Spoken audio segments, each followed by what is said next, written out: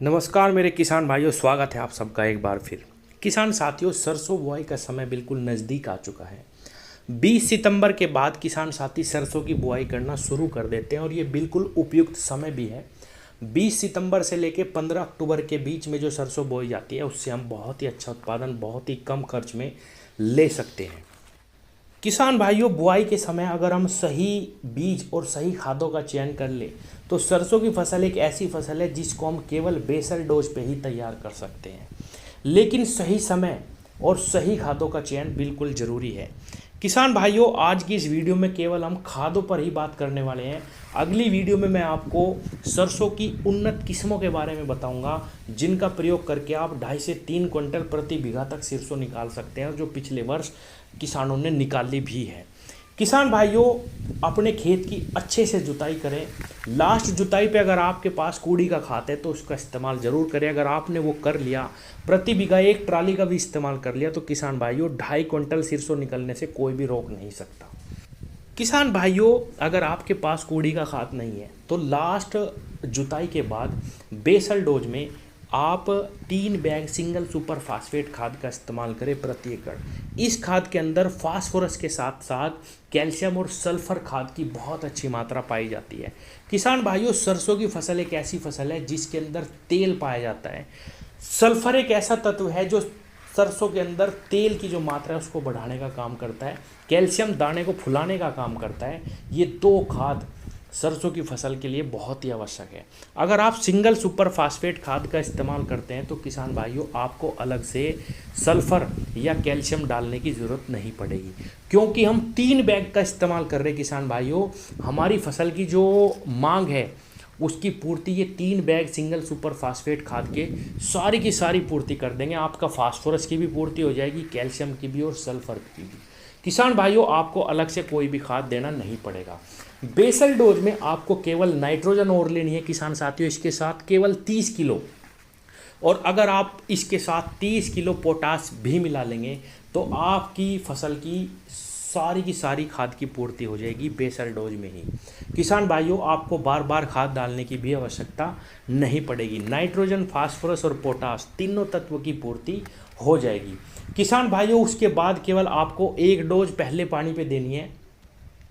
उसके अंदर आपको एक माइक्रोन्यूट्रिएंट लेना है। माइक्रोन्यूट्रिएंट में आप 10 केजी सागरिका का इस्तेमाल करिए और 30 से 35 किलो फिर से आप यूरिया का इस्तेमाल करिए। और किसान भाइयों, इस बार आपको 10 केजी जिंक लेना है पहले पानी पे। आप ये तीनों चीज़ मिला करके फिर पानी दीजिए किसान साथियों। फिर आपको कोई भी खाद डालने की सरसों में आवश्यकता नहीं पड़ेगी। केवल आपको 1-2 स्प्रे लगाना है और स्प्रे के अंदर ही आप NPK के ग्रेड का भी इस्तेमाल कर सकते हैं। और किसान भाइयों, आप हल्का फुल्का कोई फंजीसाइड या कीटनाशक का भी इस्तेमाल कर सकते हो। समय समय पे मैं आपको इस बारे में भी वीडियो के माध्यम से बताता रहूँगा कि हमें किस समय पे कौन से NPK ग्रेड का इस्तेमाल करना है सरसों की फसल में और किस दवा का हमें इस्तेमाल करना चाहिए। तो किसान साथियों, केवल बेसल डोज में आपको यही खाद इस्तेमाल करने हैं। अब आते हैं दूसरी खाद पे। किसान साथियों, अगर आप सिंगल सुपर फास्फेट खाद का इस्तेमाल करना नहीं चाहते, आप NPK का इस्तेमाल कर सकते हैं। नाइट्रोजन, फास्फोरस और पोटास 12, 32, 16 ये सबसे आम ग्रेड है जो हमारे क्षेत्र में मिलता है, लेकिन आजकल ये बहुत मुश्किल से मिल पा रहा है। अगर आपको मिलता है तो आप इस खाद का भी इस्तेमाल कर सकते हैं। इसका केवल आपको 1 ही बैग इस्तेमाल करना है। इसके अंदर पोटास की भी मात्रा है, नाइट्रोजन की भी है और फास्फोरस की भी है। लेकिन किसान साथियों, जैसा कि मैंने पहले ही बताया, अगर आप NPK का इस्तेमाल करेंगे तो आपको अलग से सल्फर ज़रूर डालना पड़ेगा। और आप 5 बीघे खेत में 10 केजी सल्फर का इस्तेमाल करिए NPK के साथ। किसान साथियों, ये आपकी परफेक्ट डोज हो जाएगी अगर आप SSP खाद का इस्तेमाल नहीं करते।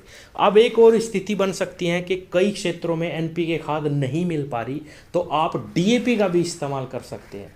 किसान साथियों, 1 बैग DAP लेना है आपको।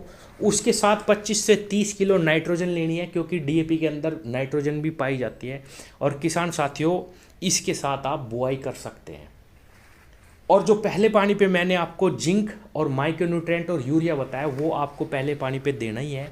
लेकिन ये जो अलग अलग खाद मैंने बेसल डोज के लिए बताई हैं ये केवल इसलिए बताई हैं कि कहीं किसी एक क्षेत्र में एसएसपी नहीं मिलता, कहीं पे एनपीके नहीं मिल पा रहा, तो आप इन खादों को अदल बदल के भी इस्तेमाल कर सकते हैं। सारी खादों का इस्तेमाल नहीं करना। अगर आपको एसएसपी मिल रहा तो 3 बैग एसएसपी डाल के ही बुआई करें। अगर आपको एनपीके मिल रहा तो 12-32-16 डाल के ही आप बुआई करें। और अगर आप चाहते हैं तो केवल डीएपी के साथ थोड़ा सा अतिरिक्त यूरिया लगा के भी आप बुआई कर सकते हैं। किसान भाइयों, पहले पानी पे मैंने जो बताया वही डोज रहेगी। 1 माइक्रोन्यूट्रिएंट 10 किलो, 10 किलो जिंक, और किसान साथियों 30-40 किलो यूरिया या 1 बैग यूरिया का भी आप इस्तेमाल कर सकते हैं। उसके बाद आपको कोई भी खाद ज़मीन में देने की आवश्यकता नहीं पड़ेगी।